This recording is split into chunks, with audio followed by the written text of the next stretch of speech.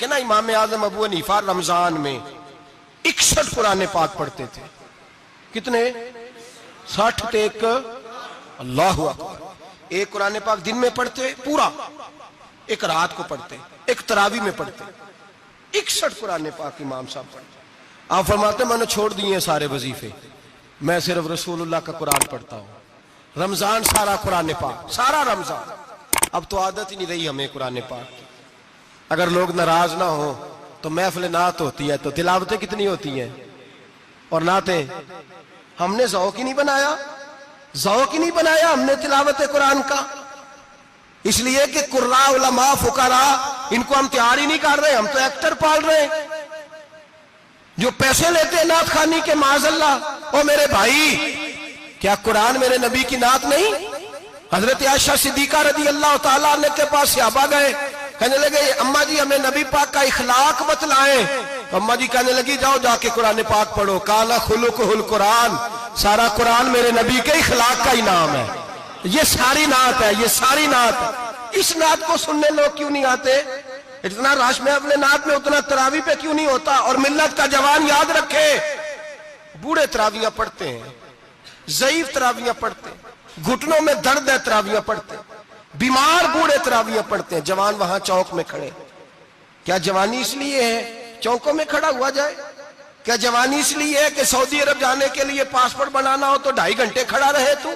शनाख्ती card के दफ्तर तू खड़ा रहे, प्रोटेक्टर के लिए खड़ा रहे, काफिरों के सामने कासा लेसी करने के लिए तू खड़ा रहे, तू नौकरी पे जाए तो सारी रात खड़ा रहे, और तू कुरान के लिए खड़ा नहीं होता? मेरे महबूब ने फरमाया मन कामा ईमानन व इहतिसाबन गुफिरा लहु मा तक़द्दम मिन ज़ंबि। फरमाया जो रमजान मुबारक में अल्लाह की रिजा के लिए गुनाहों की माफी के इरादे से कयाम करेगा, रातों को इबादत करेगा, अल्लाह उसके पिछले सारे गुनाह माफ फरमा देगा। नौजवान इरादा करें, प्रोग्राम बनाएं कि इंशाअल्लाह कुरान पढ़ना भी है, कुरान पढ़वाना भी है, सुनना भी है, और इंशाअल्लाह बोलिए सुनना भी है और पढ़ना भी है और पढ़ाना भी। हिम्मत करें, दलेरी करें, आके खड़े तो हो, अल्लाह तौफीक अता करेगा। पहली बात यह कि रोजा रखें, दूसरी बात यह कि कुरान पाक की तिलावत करें, और रोजा रखें तो रोजे के सारे हुस्न समेत उसे रखें। नबी पाक ने फरमाया रमजान गमखारी का महीना है, गमखारी करें। हमारे जमाने में 2 किस्म की तकलीफें हैं। एक तो गरीब आदमी, उसका हाल यह है कि वो मांगते ही गुजारा करना चाहता है, उसने हाथ यूं कर लिया है तो अब उसका यूं होने को तैयार नहीं। जरूरत अगर किसी आदमी को किसी दरवाजे पे ले जाती है तो बुरा नहीं, लेकिन सवाल का अपने ऊपर दरवाजा खोल लेना ये ठीक नहीं। फाका कशी पैदा करें, हौसला पैदा करें, थोड़े पे गुजारा करना सीखें। गरीबों को भी इजाजत नहीं कि वो निकल खड़े हों मैदान में मांगने के लिए। टोलियां निकलती हैं रमजान में, जत्थे निकलते हैं खैरात इकट्ठी करने वाले। बचें।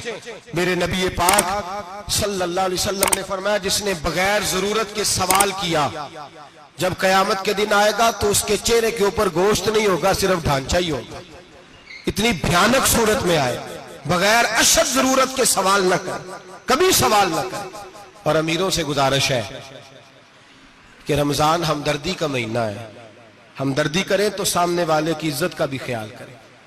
ये बात दुरुस्त है कि गरीब सियाना नहीं होता, इसलिए कि जिसकी जेब में पैसे नहीं होते भाई उसे अकल भी नहीं होती।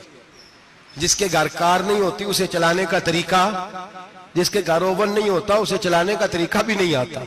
जिसके घर में चीजें होती हैं उसे चलाना भी आ जाता है। जिदे घर दाने उदे कमले भी उसके सियाने हो जाते हैं। तो चौधरी साहब, सेठ साहब, नवाब साहब आटा तकसीम करते हैं, खड़े होके फोटो खिंचाते हैं, फेसबुक पे देते हैं, और एक आटे का थैला और 10 अखबारों में फोटो। अल्लाह से डरें। रमजान हमदर्दी का महीना, हमदर्दी का। गरीब को दें तो उसकी इज्जत को रुसवा ना करें।